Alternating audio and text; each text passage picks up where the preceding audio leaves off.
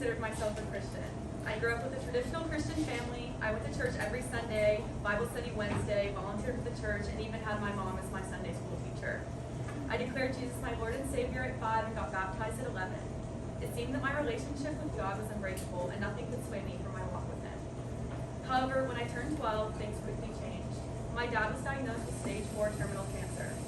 It was difficult for me to understand what that meant at the time. What I distinctly remember is everyone telling me miracles were possible through prayer. I prayed all the time, but that didn't stop the inevitable from happening. My dad passed away 2 years later. After my father's death, I became very angry with God. My mom would ask me to go to church with her, and I would always come up with an excuse, whether it be a tennis tournament or homework. There's always some reason I wouldn't be able to make it that week. I suffered with depression and anxiety, but was able to remain afloat until my mom was diagnosed with cancer 3 years later. At that point, I was certain God had completely forsaken me and tried to take my own life. My attempt was a huge wake-up call for all of my family. I started intensive treatment, and after 3 months was in a much better place. I learned how to process my experiences and manage my emotions in a healthy way.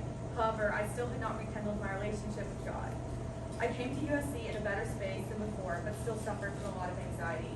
I was doing all the treatment that was asked of me, and I couldn't understand why I wasn't getting any better. As many of us did when we came to college and doing GPhi, I turned to social desires for fulfillment. I started to come to terms with my reality, a life living with anxiety. Once I reached my junior year of college, I knew that my current lifestyle wasn't sustainable. There had to be some reason for the anxiety I felt, and nothing in the world seemed to help ease it.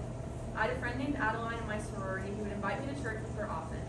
She also told me about GPhi and asked me to go with her every Tuesday. I knew that something had to change, so I decided to try going with her. People were always nice when I went, and the message was good, but I honestly wasn't convinced that God was real anymore. People would give testimonies of how during times of darkness they saw or heard God, and I was filled with frustration because that had never been my reality. This summer, I was texting one of my roommates about how I wanted to go to Catalina Island. An hour later, I received a message from Krista in the GPhi chat about signing up to go to the Catalina Greek Getaway. I knew that must have been a sign that I should go, so I signed up.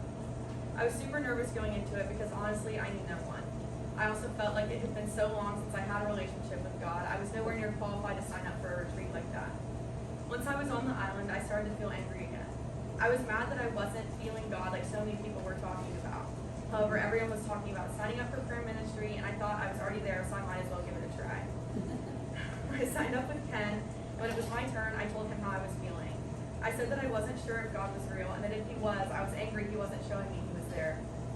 Ken began to tell me a story that God placed in his mind about his daughter getting a splinter. He said that he tried to take it out for her, and when he did, she started to cry more, and said that it would hurt if he tried to touch it. Because of her fear, he gave her a few hours before he attempted to extract the splinter again. On his second attempt, she allowed him to remove the splinter.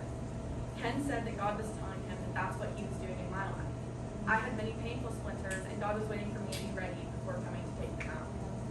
I began to cry. I realized that Ken was right. God had been waiting for me to walk back to him to make sure I was ready to regrow in my faith. The next day, I recommitted myself to Jesus. I came back to LA and told all my roommates about my experience.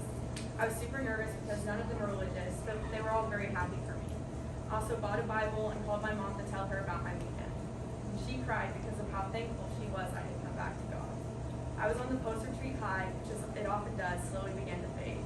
I again stopped going to church every Sunday and started to miss GPhi. However, again, I saw Krista's message about Greek retreat and chose to sign up.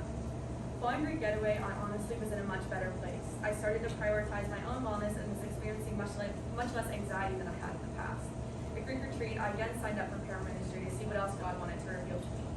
I didn't believe in God, but there was still part of me that felt resentment for what God had put me through.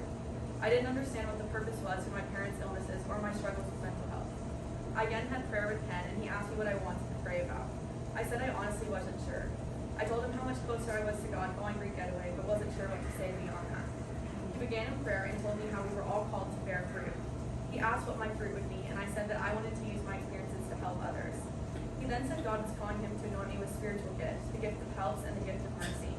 The gift of helps refers to the ability to assist and support others in practical and meaningful ways, often behind the scenes, to enable the work of ministry, and the gift of mercy is the ability to show deep compassion and care for those who are suffering, often leading to acts of kindness, counseling, or support. I then realized this was the purpose behind my experiences.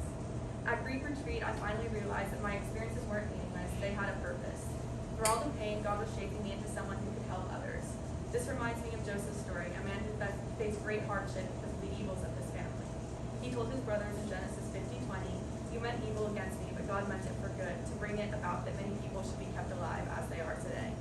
Like Joseph, I now see that what I went through wasn't just suffering, it was preparation for my calling to serve and support others through the gifts of help and mercy.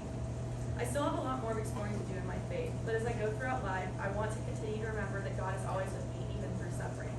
I understand how impossible it feels in times of suffering for God to be there. I was angry for years, which pushed me in dangerous situations and sent me to very dark parts of my mind. If you can take anything away from my story, I hope that you know that even when you feel alone and forgotten, God is always with you. He is waiting for you, and when you're ready, He will take out your splinters and show you the purpose behind your pain.